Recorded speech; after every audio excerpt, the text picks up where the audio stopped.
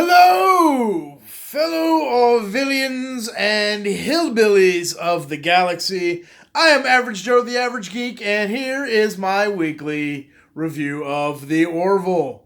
This week is episode 10, titled Firestorm, and it brings us a wonderful Alara Katan episode that actually had quite a bit to say. I really enjoyed this episode. This episode was definitely an upstep from last week's, in my opinion, missteps in that episode. This episode was much better. I wouldn't call it the best of the season, but it was definitely really good. Um, you know, we've all, in our professional lives and the things we do, out in the real world, we always have that feeling of inadequacy sometimes. That's saying, fake it till you make it is true for a reason. We do the best we can in whatever chosen field we choose, but there are always going to be times when we feel like we're just completely inadequate, and just unable to handle the job. That's a normal part of being a human being and a normal part of adulting. Spoiler alert, kids. No one ever really knows what the hell they're doing. It's kind of the nature of the beast. And that was absolutely what this episode was about.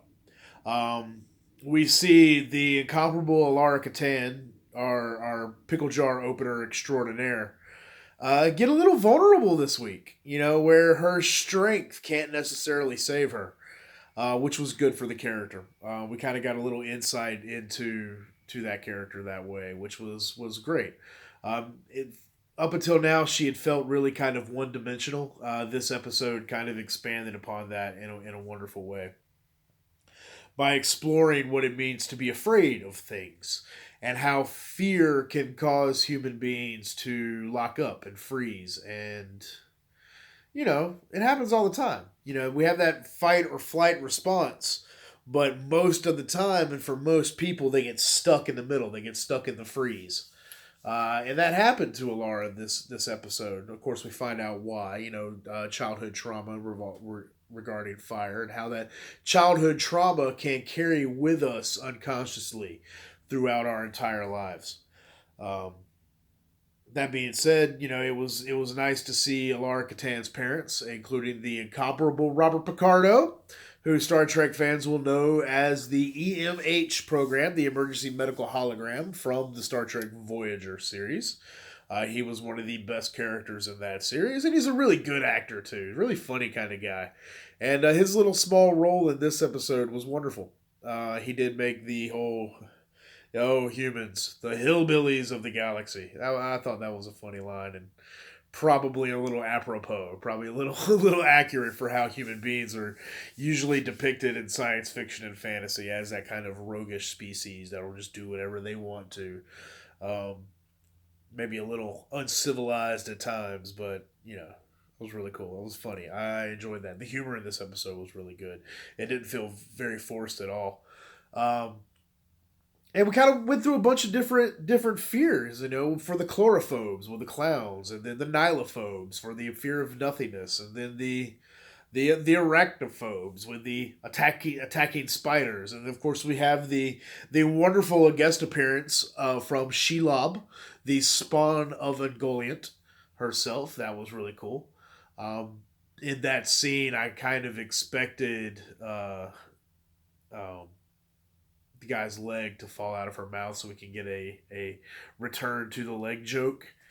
That would have been pretty funny, but a slight little missed opportunity there. I would have definitely seen the leg fall out of her mouth. That would have been hilarious. So yeah, they had a little. That was fun. I was not expecting the twist at the end with it being I knew something weird was up. Whether it was a brain virus, as Mercer suggested, or any other kinds of thing, or it was all a dream, or what have you.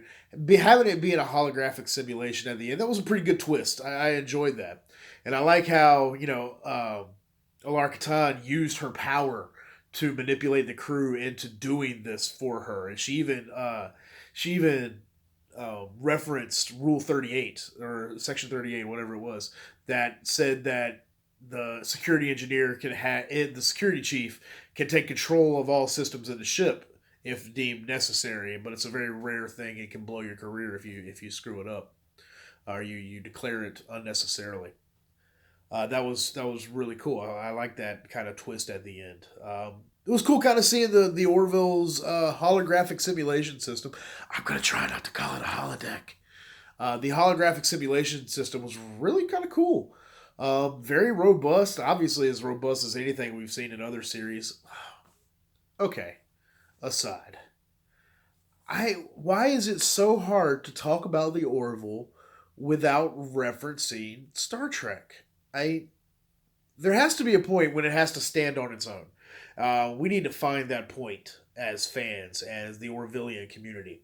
At what point are we going to feel the need to no longer compare the Orville and Star Trek? I'm kind of curious there. Leave your comments down below. When is it going to reach that point? Because I feel like it has to be soon. I really want season 2 of the Orville to stand on its own without unnecessary, Star Trek references or Star Trek comparisons. And I'm completely guilty of this. You watch all of my reviews, I'll be like, oh, this is similar to the Star Trek episode, yada yada yada, in Star Trek series. That's unfair. That's doing a disservice to the Orville. The show really needs to stand on its own, and it does. There's some really wonderful things in this series, and the characters are really fun and really great. I'm going to make a more conscious, more concerted effort to stop comparing the Orville to Star Trek. If you look at many of the social media platforms regarding the Orville, it goes, oh, it's better than the new Star Trek. It's better than Star Trek Discovery. Oh, it's a better Star Trek than Star Trek. It's always Star Trek versus the Orville. Star Trek versus the Orville. It needs to just be the Orville, and then it needs to just be Star Trek. There's another video coming up on this. I got some ranting to do about that. A couple of other really cool things in this episode that I really enjoyed. We're getting such more detail of the Orville, the flybys, and the hero shots. Oh man, that ship is getting prettier and prettier every episode.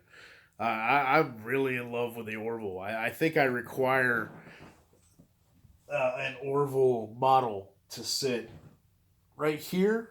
I think would be a good spot. Yeah. I'm hoping Eagle Boss or Diamond Select is on that. If not, please make one. Please. Kind of needs to happen. Let's see. This episode right here, it's a B for me. It wasn't as good as a couple of the previous episodes this season, but it wasn't as bad as last week's stinker. I really didn't like last week's. Seems like a lot of people didn't either. But that's okay. Not every episode can be perfect. Not every episode has to be perfect. But this episode was very good, and I thoroughly enjoyed it. Let me know what you thought down below. Am I talking out of my ass? Let me know. If you like this video and you agree with me, give this video a thumbs up. If you did not like this, if you did not agree with me, but you still like the video, give this video a thumbs up. Your likes really help kind of propel the video to be viewed by more people. We can continue this conversation, and we can, make a community out of it all.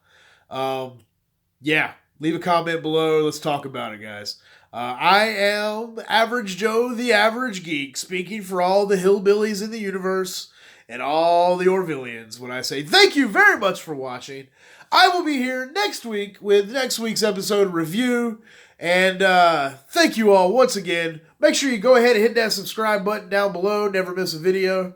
And we will talk again very, very, very, very soon. I'm Average Joe, the Average Geek. Adios. And we need no longer fear the banana.